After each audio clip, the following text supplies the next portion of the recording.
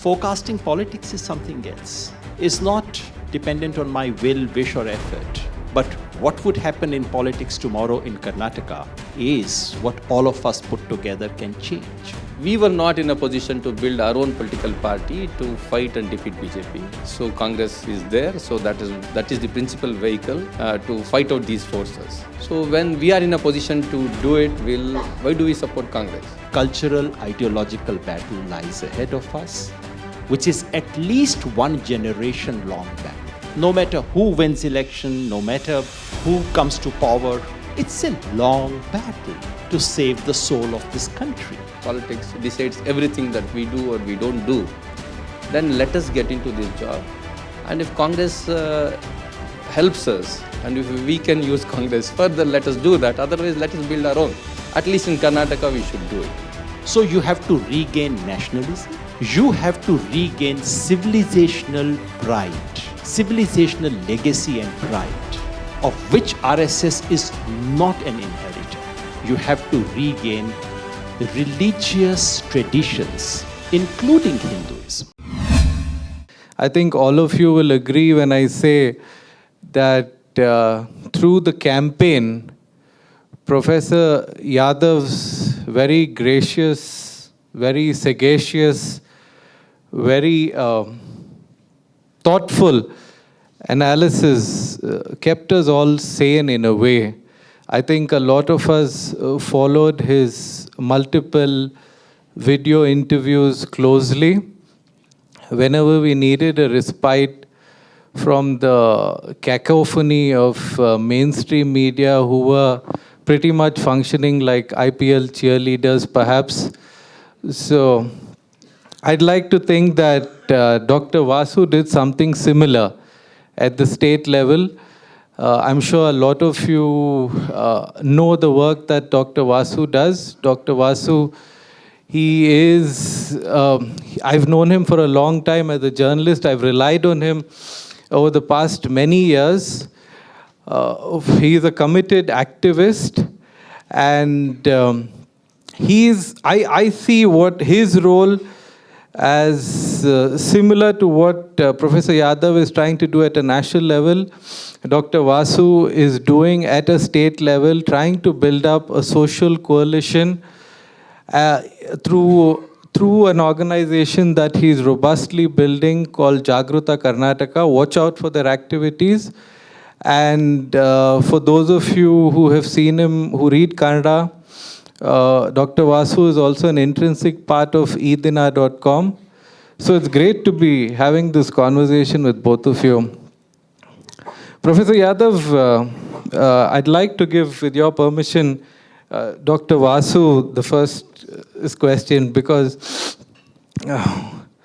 Dr. Vasu, a lot of us were surprised, even me as a journalist, even you as a surveyor, when the Congress didn't win as many seats as a lot of us expected, right? So if you could start from that point and briefly tell us what happened and what would be the implications of this on Karnataka's politics over the next few years.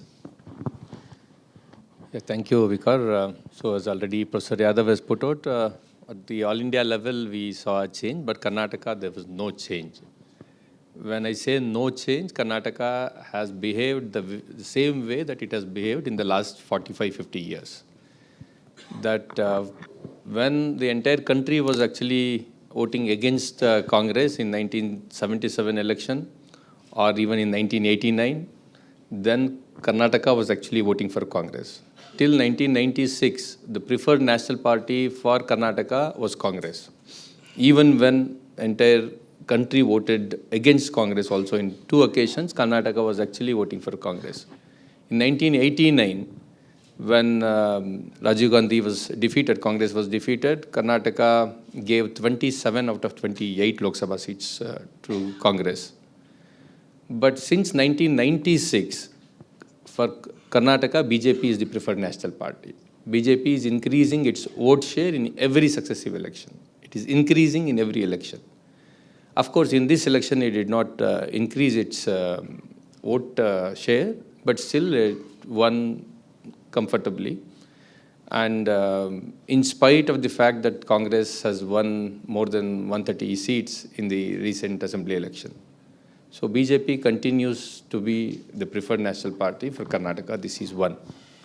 Second, if you know the caste demography here, people have attributed this victory of BJP-JDS alliance to the consolidation of Vakkaligas and Lingaites, and it is only half-truth.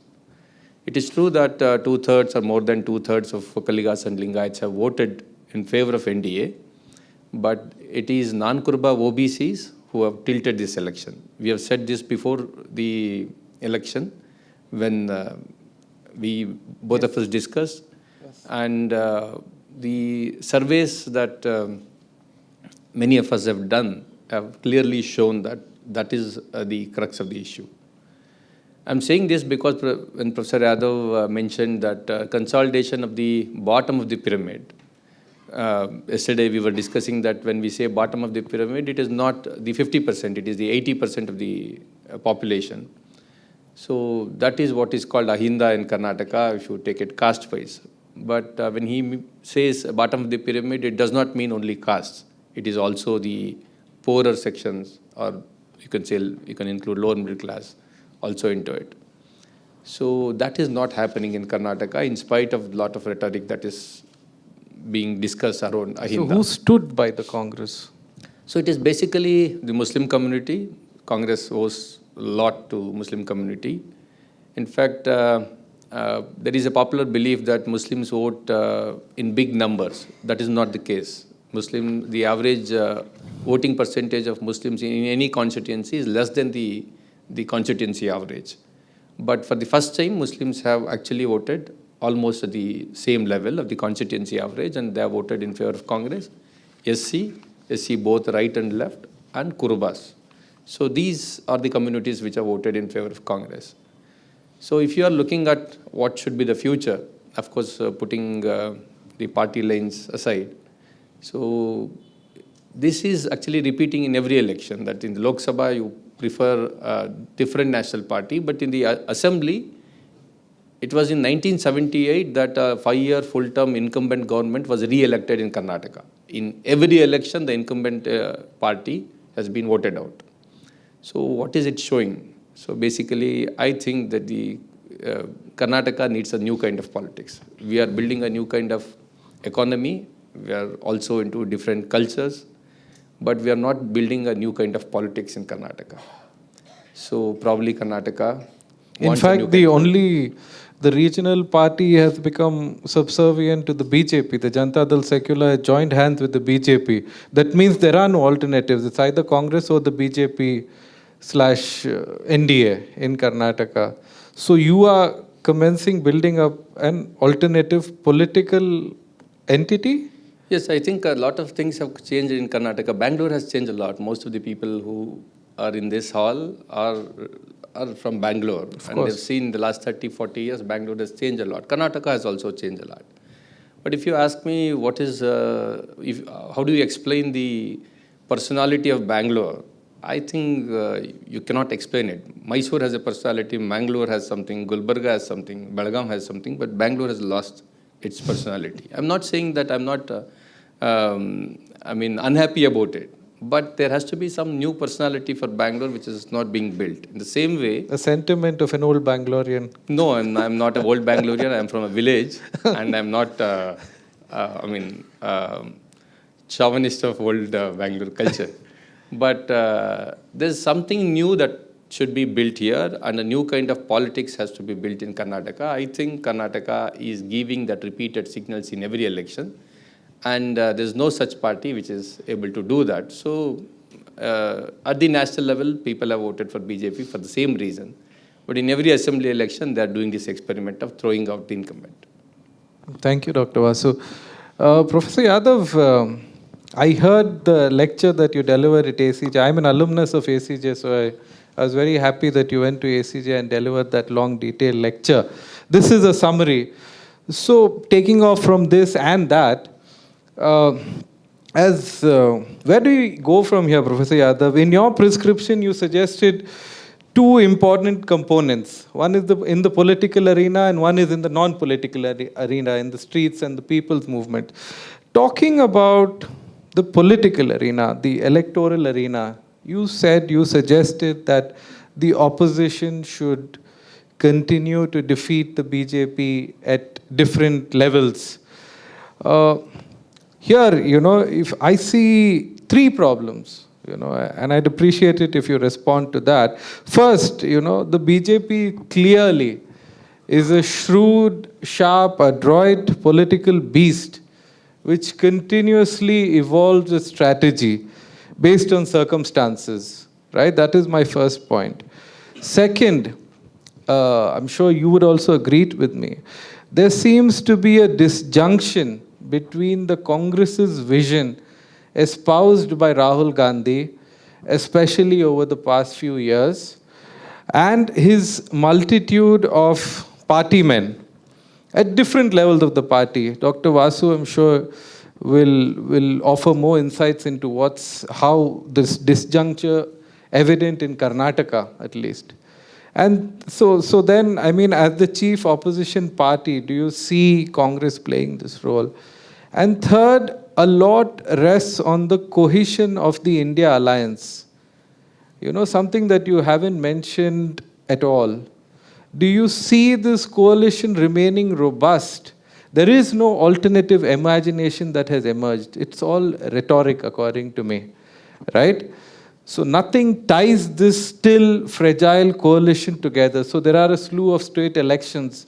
So do you see it remaining together? These are three sort of impediments that I see. Thank you. First, the big picture, then specifically about Congress and the India coalition.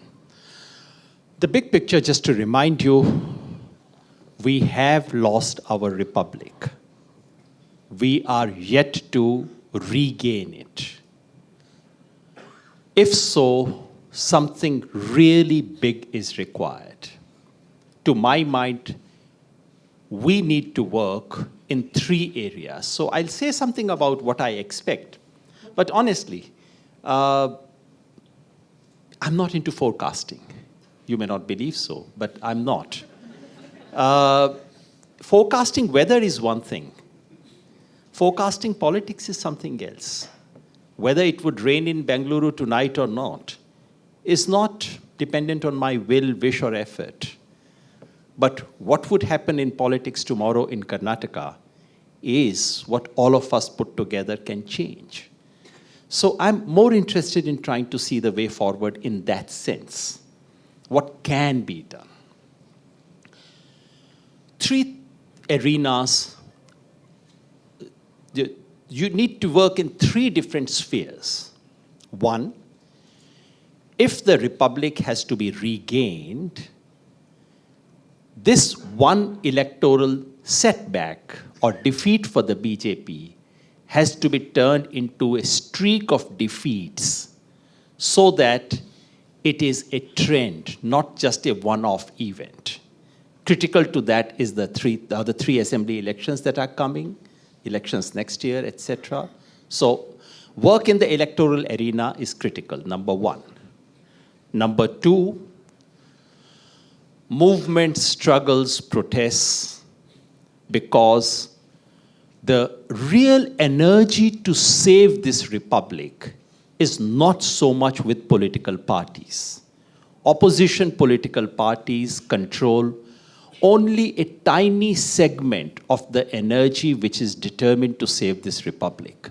Much of that energy resides with people's movements, civil society organizations, farmers' movement, Dalit movement, human rights movement, women's movement, for right to education, right to food, all kinds of things. This country is so rich with this. That is the real arena where action is required, where we need to work, which is what would lead to creation of the coalition of that, bottom half of the pyramid of consolidation. But I did not mention the third. And actually that one matters most to me, which is a cultural ideological battle. In the last instance, BJP rules this country because people like us have lost an ideological battle because we failed to re-enchant and refresh the values of the Constitution for the newer generations. That battle has to be won afresh. It's a long battle. BJP has worked now, RSS has worked now for 99 years. Next year it will be 100. So if someone has worked for 100 years to inject poison, how long do you need to detoxify? At least 100 months? 100 महीना तो काम कर लें ईमानदारी से हम लोग. So, a long ideological battle, cultural ideological battle lies ahead of us, which is at least one generation long battle. No matter who wins election, no matter who comes to power, it's a long battle to save the soul of this country. And in that battle, I would repeat something that has annoyed my friends, but I believe in it so deeply that I would reiterate it. You need to regain 3 properties. That's the new word these days in social media, property. So you need to regain 3 things that we have lost. Nationalism, to which BJP and its political predecessors have had 0 contribution, but of which they are the principal spokespersons today. You know, एक कतरा खून का नहीं बहाया इस देश की आज़ादी के लिए, और अब नेशनलिज्म के सबसे बड़े ठेकेदार हैं वो. So you have to regain nationalism. You have to regain civilizational pride, civilizational legacy and pride, of which RSS is not an inheritor, but they pretend to be one. And 3, you have to regain religious traditions, including Hinduism. All these 3 things we have handed on a platter to the BJP. And then we wring our hands and say, oh my God, I have nothing to say. Because we have handed over these things to them. Regain it. And that's not going to happen overnight. That's a 20, 30-year-old battle. Sorry, long answer. But now specifically to Congress and India coalition, yes. In the short term, I mean, for the next 5 years, one of the absolute necessary conditions, but not sufficient, for defeating the BJP would be to hold on to India coalition, actually expand it. And it can be expanded in so many states. Will it hold? Well, apart from principles, as I said, vested interests are a much better guarantor of these things. Right now, they seem to be working. But yes, it would also need a lot of deft work, management, and so on. So yes, that's critical. Congress. Congress has shown signs of change, has shown capacity to stand for values which are the foundational values of this country. At least someone stands up in this parliament and says कि तुम हिंदू धर्म के ठेकेदार नहीं हो. This needs to be said in this country. So in that sense, it's in the right direction. But Congress has reached where it has reached at the low point that it did because of years and years of internal decay. And I do not expect an overnight transformation. But yes, Congress today bears principal responsibility for reclaiming the republic, apart from other opposition parties, because it's an opposition party with a national footprint, and an opposition party that also has, it's not just the largest opposition party, national footprint, and a certain counter ideology. You know, therefore, Congress bears principal responsibility. And yes, it also is a carrier of hope. And being a carrier of hope, this is enormous responsibility. So I would not just sit and speculate as to what will happen. I can only say what should happen. Thank you, Professor Yadav.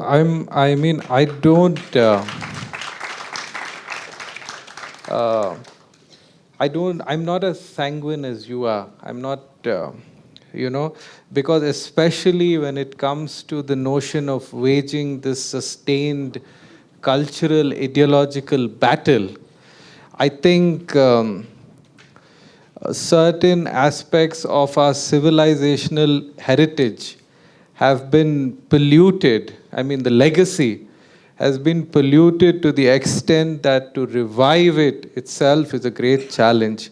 But we'll come back to that. Dr. Vasu, I'd like your comment on this. Can I just say, I completely agree with you. It's a great challenge. It's not going to happen overnight. No, my point is that there is no alternative imagination. Even with the India alliance, in terms of its economic vision, let's say, Rahul Gandhi's vision and what is happening in Congress states there is a great disjuncture. What is happening in various opposition ruled states, there is a great disjuncture. In terms of its social vision, we have Congress itself that encouraged soft Hindutva for a long period of time was quiet. So that's why I say I'm not sanguine. I mean, Rahul Gandhi is one outlier. To overhaul the Congress itself is a great challenge. Absolutely. I quite agree. And it's a very fair criticism. As yet, we do not know what India coalition stands for in terms of economic policy, in terms of social policy, in terms of everything else. And that's a fair expectation. So in that sense, while we have every reason to celebrate what has happened, I personally think they underperformed. They could have done much better. So yes, we need to, as a country, we need to know what does our opposition stand for? And indeed, what does the Congress party stand for? The only concession I would give to them, to the entire opposition, is when you do not know whether your candidate would next morning be your candidate or would be sitting in BJP's gadi, whether your bank account tomorrow morning is your own bank account or not, then I wouldn't ask these big questions for some time. At least that's why I did not ask this, but now is the moment to ask those questions. Because the condition under which the opposition has fought this election, it's an extraordinary, this is no election. Look at what happened in Surat. You got such reports from Panchayat elections of Bihar. कि unanimous हो गया, उसको उठा के ले गए candidate को, election ही नहीं होने दिया. This is happening in parliamentary elections of this country. So, in that context, so I that much of give I would give them. But yes, this is the moment to ask the kind of questions you are asking. Perfect. Yeah. Dr. Vasu, to you, you've seen this disjuncture at the state level. Like, for example, one sort of egregious, prominent example would be the caste census. Let's say, Rahul Gandhi says we need the caste census. Siddaramaiah says we need the caste census. He does it in 2015. And then he's sitting on it. It's been 10 years, 9 years. This is the 9th year after he's done it.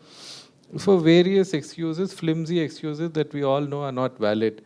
So now he has the report. Why is he not tabling it? Because of opposition from his fellow partymen, dominant caste partymen, Lingayats and Vokaligas. So there is this great contradiction within the Congress. I'd like your comments on this. Yeah, that is definitely there. For example, in Madhya Pradesh also, when Rahul Gandhi went there during assembly elections many a times, and in each public meeting he spoke about caste census. And Kamal Nath, their chief ministerial candidate, did not mention even once. And Kamal Nath is a Brahmin, and the chief minister who was fighting the election from BJP said is an OBC. So these are some contradictions, but my hope is not on the Congress alone, but on the Karnataka's people. It is not just about Karnataka's people, but take, for example, Uttar Pradesh. Both of us who are sitting here, myself and Yogendra ji, exactly a year back, There was a meeting in which Yogendra ji asked people from Uttar Pradesh in that meeting that how many seats will come down for BJP in the next parliament election. People in that meeting said BJP will get 4 or 5 more. But much before, probably during second or third phase of election, Yogendra ji went to Uttar Pradesh and he said, people are speaking about Tanashahi also. So it is in Uttar Pradesh where people had already left hopes of actually defeating BJP. So it is not, I mean, I'm quite hopeful about this. Just before this meeting, I was speaking to you about hijab and halal issue in Karnataka. So the hijab issue, everybody out there who saw TV channels felt that entire Karnataka and Karnataka colleges are burning, that Hindu boys, the saffron-clad ABVP boys are protesting everywhere. That was not the case. It was only in 17 colleges in entire Karnataka, and in 16 colleges, it was only 15 to 20 people who are motivated from BJP, not even ABVP, who did that protest. And Karnataka actually did not like that. And even the halal, boycott halal meat call was defeated by Karnataka's people. So I mean, I do agree with what Yogendra ji said, that people have not voted out communalism. They did not vote for secularism in its full sense. But at the same time, they have not even voted for communalism when they brought BJP to power. So, but we in our WhatsApp, family WhatsApp groups, school classmate WhatsApp groups, we think that those 5 people who keep on arguing for genocide type of things, we think that that is the majority. No, it is not the majority. There's yet another problem in this, that people, all of us think that there are many castes have polarized. No, all of them have not polarized. Of course, Muslims are voting against BJP in big numbers, but Brahmins are voting more for BJP than Muslims. But there is another community which is, polarized more than these 2 communities. Which is that another community which is so much polarized? It is the salaried middle class. So they are polarized more. So we were just looking at our data, and Yogendra ji pointed out in 2023 Vidhan Sabha election that this is the community which is more, the direction in which it is polarized. Since most of us who are sitting here are in we are in that tiny class, and we are in those WhatsApp groups, and we think that the entire world is now calling for a genocide. No, the ordinary people have not. So it is there that we have some work to do, and people who are here, people like us, we have a role to play. When I said let us build a new kind of politics, it is not just only joining Congress and strengthening hands of Rahul Gandhi. It is what we can do in our state, in our city. And in that sense, the disjuncture that you spoke about within Congress does not matter so much to me. And I don't expect Congress to save me.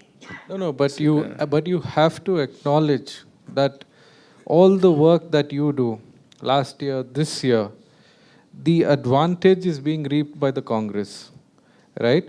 And then to sort of not honor its promises that it's made, for instance, pre-electoral promises, and then these disjunctures emerging, becoming very glaring, that is in some way a betrayal. So, I mean, you're working for whom? For who are you working? Are you working for the people, or are you working for the Congress? No, we were not working for Congress. No, but I'm not saying you are working for the Congress. I'm saying your activism aids the Congress. Yeah, it is true, but many people have told us that Congress is using us. Yes. I have told them that we are using Congress also. So, how are you doing that? See, this question, because we were not in a position to build our own political party. So actually this question was asked to Arundhati Roy when, I interviewed her, and I asked her that there is an allegation that Medha Patkar is using Adivasis to further her cause. Then Arundhati Roy said that, do you think that Adivasis are so naive? Probably they are also using Medha Patkar for their own cause. Right. So it is like that. We were not in a position to build our own political party to fight and defeat BJP. So Congress is there. So that is the principal vehicle to fight out these forces. So when we are in a position to do it, why do we support Congress? So, but people like us who are sitting here and outside, we think that it is not our job to do politics. Right? Politics, I mean, it matters a lot. Politics decides everything that we do or we don't do. Then let us get into this job. And if Congress helps us, and if we can use Congress further, let us do that. Otherwise, let us build our own. At least in Karnataka, we should do it. That is my firm opinion, and I'm hopeful that we can do this in Karnataka. We've had a few conversations over the past few months, but this is the first time I'm hearing of this. So this is great news indeed. Congrats, Dr. Vasu, and best wishes to you. Professor Yadav, I hope you will also be there with us. And all of you. Yeah, and all of you all. You can take my number, let us meet, and we must do this. We must build a new politics. Professor Yadav, coming back to you, the second part of your prescription, we need to present a social radical agenda consisting of building up a social coalition of the bottom of the pyramid, meaning the poor. This is actually a moment for class politics. You've sort of stated that. Now, I mean, what you envisage is this horizontal layer, right? The bottom horizontal layer, you see it as somewhat homogeneous, which sort of leads to my next question. What is the role of the Muslim here? Because he has been very successfully cast as the other, right? So potentially we can build up a coalition of farmers, tribals, Dalits, backward castes, even though there are great internal contradictions within these groups. But the furthest, the most marginalized community, a passive participant in Indian democracy is the Muslim. I wouldn't even use the term religious minorities. I'm particularly talking about the Muslims.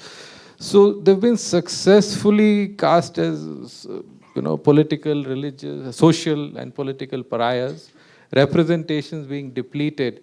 So I want you to dwell on this, because I think a lot of people make sort of slightly nebulous, vague statements about what is the Muslims' role in this future coalition. But I'd like it if you give me sort of a very tangible, pointed answer, because the presence of the Muslim in this provides a reason for the BJP to cast it as, again, break it up vertically. So while you envisage a horizontal coalition, the BJP will again strike at it and, break it up horizontally. So, yeah, your response. I'll try to be as candid as I can. Yeah. Point one. Muslims have been reduced to the status of second-rank citizen in this country. There is no doubt about it. CAA is a formality part of it, but even without the formality, the fact is that for 99% citizens, the Constitution of India is what the local SHO tells them it is. And that Constitution of India had changed a few years ago. For the Muslims, it did. If you go to a police station, you say your name is Ashok, you would get one kind of treatment. You say your name is Aslam, you get another treatment. And that was happening even in states which were not ruled by the BJP. So it is that extent of change which has taken place. I need not even mention lynching and bulldozer and hate crime. Just to mention the fact that the lynching that does happen on the ground is only tip of the iceberg. Because the real lynching is that what happens here. When you're walking on the street and someone is casually walking 5 steps behind you and you shudder, that is lynching, So yes, we've seen that. Yes, it has not stopped. Truth of politics, of the status of Muslims, is closer to what someone said about the position of blacks in the US. He said something like this, that Republicans don't do anything for the blacks because they know blacks won't vote for them. Democrats don't do it because they know they will vote for them. That, in many ways, captures the real tragedy. What is the way out? First of all, I would not see Muslims only as victims because they have an agency. And if anyone had any doubt, Shaheen Bagh demonstrated to the world. Just think of the situation, 2020, when no one in the world thought 1920, when, just recall the kind of terror, the kind of complete control the regime had. And in that situation, for Muslim women to come and sit on the street, I think this would go down in history as one of the most heroic acts of resistance. I had the fortune of visiting at least 20 Shaheen Baghs, because Shaheen Bagh was not the name of a locality, it was a phenomena. I visited at least 20 of those. And every one of those Shaheen Baghs was being managed by a young woman or a group of young women. I do not know where they are. I really want to go and meet them. But they cannot be lost. Someone who has picked up a mic and has spoken to 500 people would not go back to being a normal housewife. She's there. These leaders are around. Second, Muslim community is regularly, routinely producing extraordinary leaders. The trouble is that they are not the political leaders of Muslim community. And for that, mainstream politics of this country is responsible. Because mainstream politics of this country, and I'm not naming specific parties, they would not allow a social leader of a leader of Muslim community to become a political leader of their own party. So first of all, I think we must recognize that the solution, part of the solution is already there with the Muslim community. The trouble is that the door and opportunities have been blocked. And it's not just a recent story. I think we should be honest to ourselves. It's some decades ago that most political parties of this country stopped giving tickets to Muslims in areas where they were not overwhelming presence. Sikhs can get tickets in areas where the Sikhs are probably 1%. In Jharkhand, they can get ticket. Muslims cannot. It's only also fair to acknowledge, since you want me to be candid, that what we call secular politics is in large measure responsible for the terrible state in which we are today. Because there was a kind of a contract with the Muslims. And the contract was this. Forgive me for these harsh words, because I think unless we are candid about this, we cannot actually reach anywhere. The contract was that if you are a Yadav, you can ask me for roads, you can ask me for health, you can ask me for education in return for votes. If you are a Brahmin, if you are Dalit, if you are Adivasi, you can do all this. But if you are a Muslim, then the only thing you can ask of a political representative is security and nothing else. This was the unholy contract. मैं तुम्हें security दूंगा और कुछ मत मांगो मुझसे.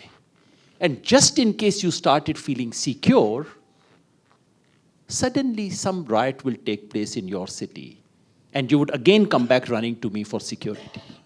This is what secular politics did to Muslims. This is why we are where we are today.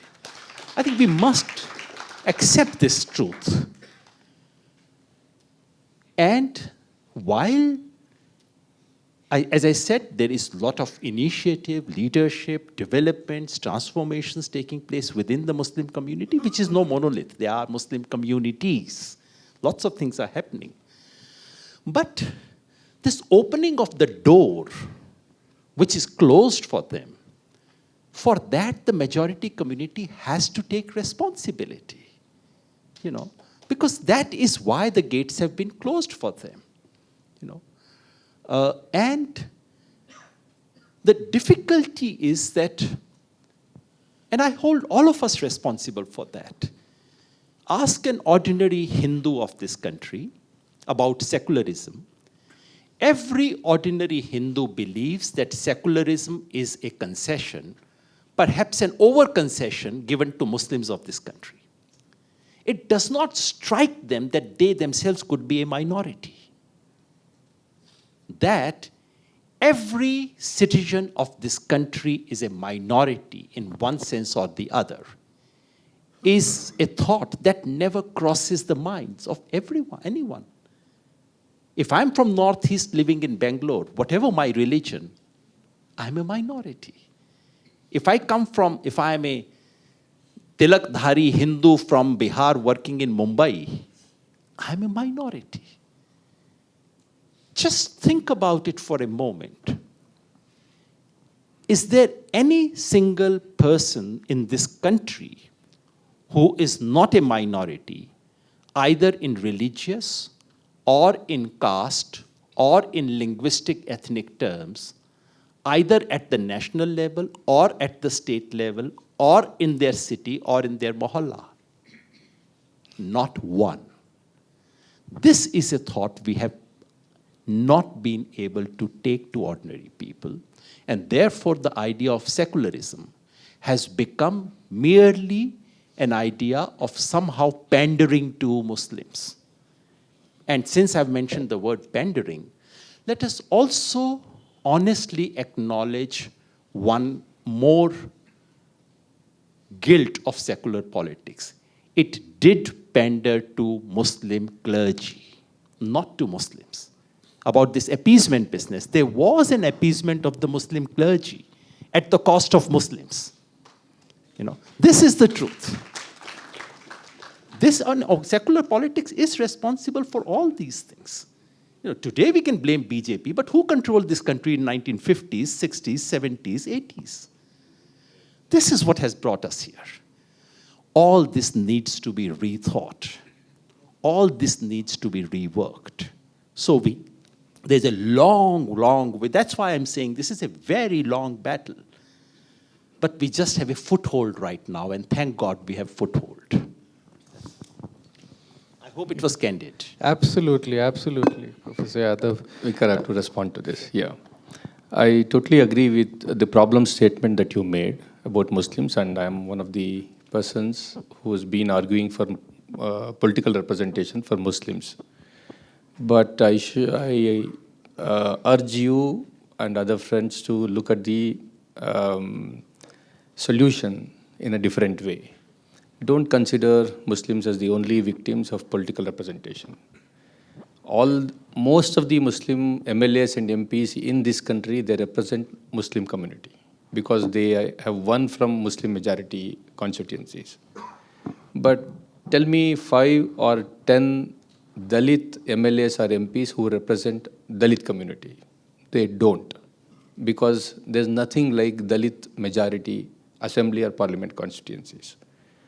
To give you an example, when I interviewed Mr. Mallikarjun Kharge for Gauri Lankesh magazine, I asked him that you were 7-time MLA from Gurmitkal, and when delimitation happened and reservation changed, at that time you were KPCC president and supposedly the chief minister candidate.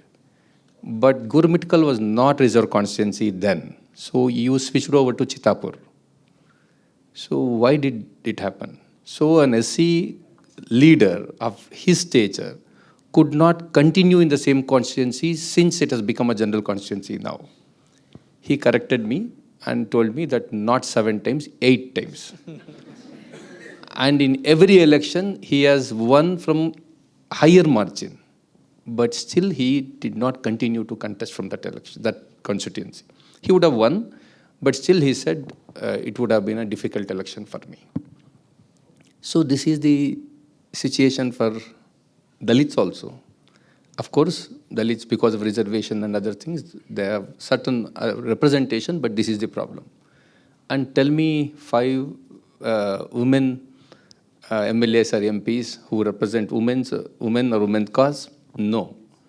So this is where I urge and demand from Muslim community that you just don't have to be Muslim leaders, but become leaders of all the oppressed communities. Think about this in a different way. And a situation has come in this country where Muslims can lead other movements. This is what we are trying in Karnataka in certain pockets. I'll just explain it briefly. Anti-CAA protests, that was actually a phenomena in which Muslim community showed what they can do. It is because middle class has come up in Muslim community. When I told this, many people did not take. The only person who agreed was Umar Khalid.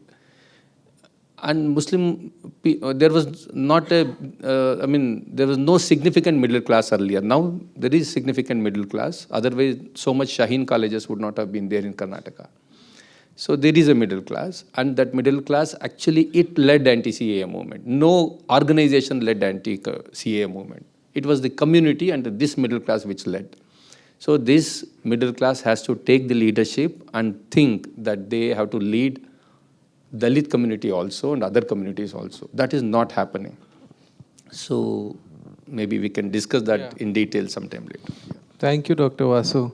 Journalists are very good at pointing out problems, you know. So I've come up with all the problems, and you provided some hopeful solutions for the way forward. I still remain skeptical, but now I think it's the right time to open it up for questions. Never lose an opportunity for good advertisement. I've said, you know, we keep discussing Congress kya karegi, ye kya karega, wo kya karega. It's all right. Magar hum kya karenge? Ye bhi thoda pooch le. I see Kavita Guruganti sitting here. She and I are national conveners of Bharat Jodo Abhiyan, a movement, because basically we said, well, political parties will do what they have to do, but we have to do something.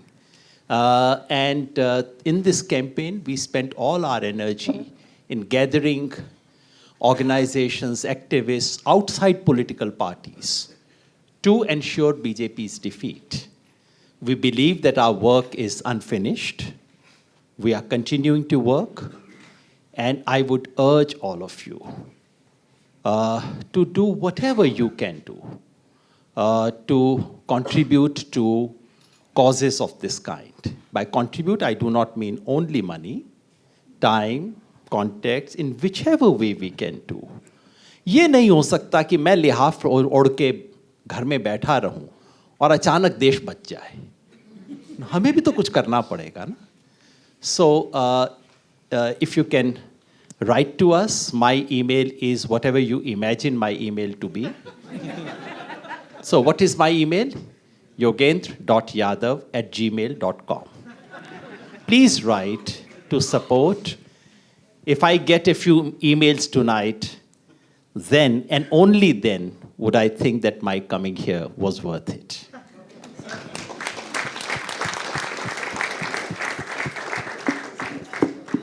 One.